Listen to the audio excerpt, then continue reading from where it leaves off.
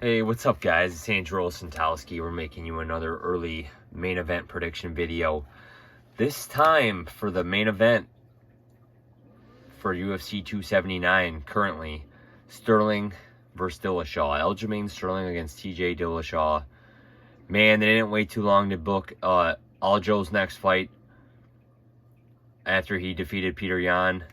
And they waited 2 months, but I'm glad they finally made this fight. I mean, we've just been waiting to find out who he's fighting. I didn't know if he was going to be fighting Dillashaw, possibly Aldo, possibly the returning Henry Cejudo, but I think he's still on a USADA. He's still going through the 6-month USADA re-entry period. But yeah, this fight is taking place September 10th, 2022. So just shy of 3 months out. Sterling denies that he's fighting Dillashaw, says the money's not right yet, the contract isn't signed. Everybody else is reporting it as true, and I'm going to take it as true as well. And like I said, I'm happy for TJ, man. You know, at least this will put some closure to the whole title picture. TJ Dillashaw was stripped, we know, 3 years ago with that EPO suspension. Oh, man, one of the greatest bantamweights of all time, man. How can you not like this guy? This guy's an absolute warrior, man, and it's a shame that injuries kind of slowed him down lately, plus the steroid suspension for EPO. So let's take a look. 36 years old, 67-inch reach, 5'6". Man, this guy was ruling the bantamweight division. 2014, 2015, you know, lost his belt in 2016 to Cruz. Only to reclaim it in 2017. And he had that belt for a year and a half before getting stripped, man. You know, he's got the 2 wins over Garbrandt. You know, he's kind of the one that put Garbrandt's downward career. He's the one that put Garbrandt's career into a downward spiral. And like I said, Garbrandt hasn't really been the same, man, since TJ finished him twice. So, man, this guy's, like I said, man, I think this guy's a Hall of Famer, man. This guy's just been fighting in the UFC for over 10 years now, man.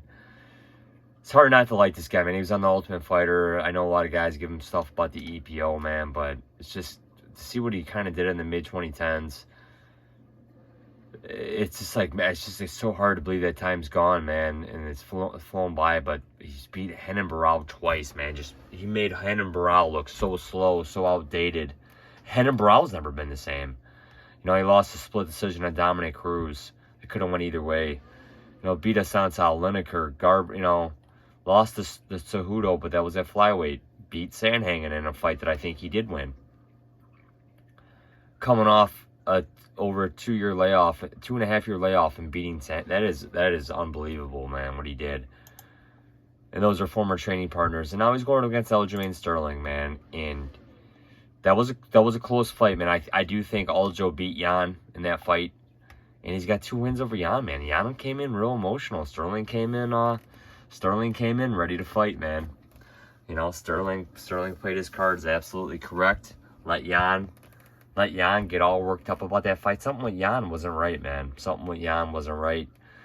Went over saying, I mean, this guy's on a roll, man. His last loss was against Marlon Moraes in in December of 2017.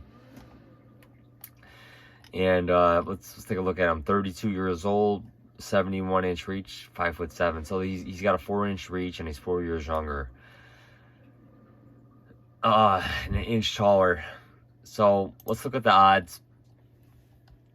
Odds open pretty high, in my opinion. -220, really high. +185. This is bet online, so like I said, other books might open it and the line might readjust.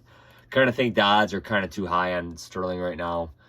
I do think the value's on Dillashaw. I kind of think Sterling should kind of be around a -145, -150. You know, the champ definitely deserves to be favored here, man. I think this is going to be a really close fight. It's hard to look really good against Aljamain Sterling. He's really good at neutralizing his opponent. Maybe not doing a whole lot offensively himself. But I mean, I think, you know, hey, this is going to be really interesting to see how this plays out. I do think the betting value is on Dillashaw here, and I do think my money will end up being on Dillashaw. But I do think this is a fight that Sterling can win as well. I think it's going to be really close. You know, I can't really see either guy finishing the other guy.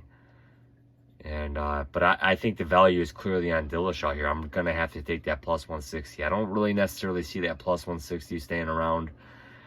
Kind of see it, like I said, I kind of see Dillashaw being a plus 125 type deal. Sterling minus 145, plus, minus 150.